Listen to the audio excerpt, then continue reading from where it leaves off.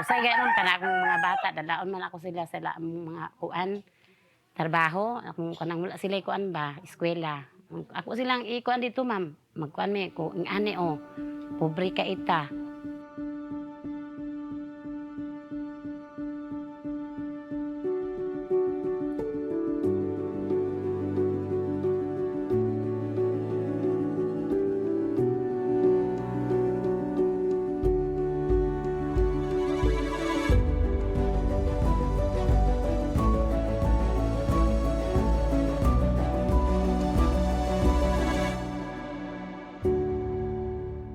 Ako ang pangalan kay si Ruth Adrian B. Ramos.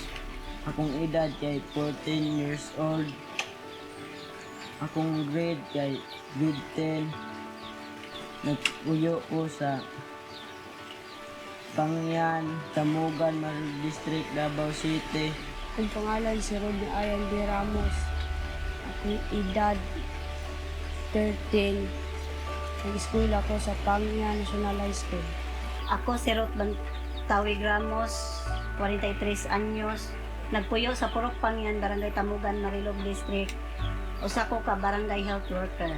Ako si Adonis Ramos, puyo sa City of Pangyan, Tamugan, Davao City. Ang trabaho mumumara. My name is Bebels Isasuman. I'm 13 years old. Grade 9 ko, tas nag-school ako sa Pangyan National High School. My name is LJ Isasuman. I'm 16 years old. Nag-school ako sa Pangyan National High School, grade 7. Ako si Elsie sa Suman. Ang edad nako 39 nya. Nagpuyo ko sa Pangyan, Tamugan, Marilog District, Davao City. Nya, ang akong trabaho balay nya. Tapos madto ko sa uma. Ang akong gusto, makahimong sundalo. Pulis para makatabang. May mga maestra para makatabang ko sa mga bata. Para sila mabasa. Para makatabang ko sa mga likan.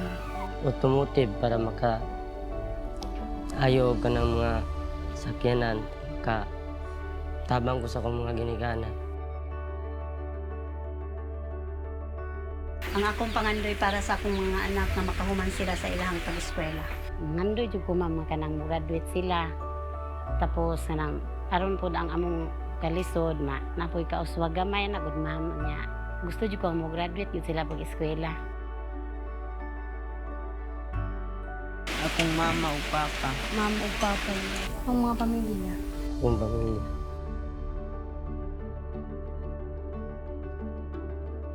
Makaingon ko proud ko sa iya tungod kay responsable sila nga mga anak.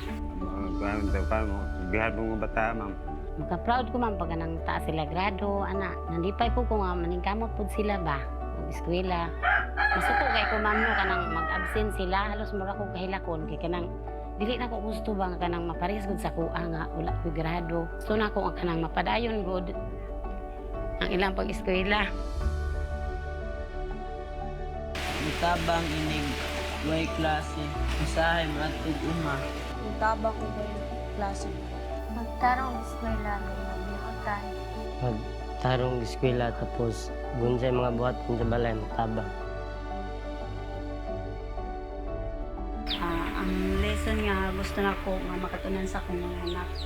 Ang pagrespeto sa isig katao, ang pagpaubos sa ilang kaugalingon, dili sila magkanang bisag na sila nahuman, dili sila kanang magpataas ba. Gusto na ko down to the earth lang gihapon sila. Wala, magbinutan na yun tala pa eskwela na ma'am. Kanang kuan jud ma'am tinarong ang ilang pagkuan jud paningkamot. Mo akong pangandoy sa ilaha ma'am, ka-graduate jud sila. Mao ra to ma'am, akong kuan sa ilaha tamba nga ayuson lang mag-eskwela nila niya. Usay gayron kana akong mga bata dalaon man ako sila sa laang mga kuan trabaho, akong kanang wala sila kuan ba, eskwela. Ako silang ikuan dito ma'am, magkuan mi ko ing ani o, pobre ka ita. Di lalim no, tan-awon ko nila. Wala na sila luya pong mama no. Kung ato lang nga may taglawas, nya mag-ampo jud ta nga. Ako ampo sa inyo nga dongday nga. Di mo pa ni ana ba nga uban nga. Di maningkamot bitaw ka nang pasagdan lang bitaw sila nga ulay magpakabana. Untay ma'am no na ay mag-scholar ana good. Mag-ampo po ko ana nga maka-apply pud ako mga anak.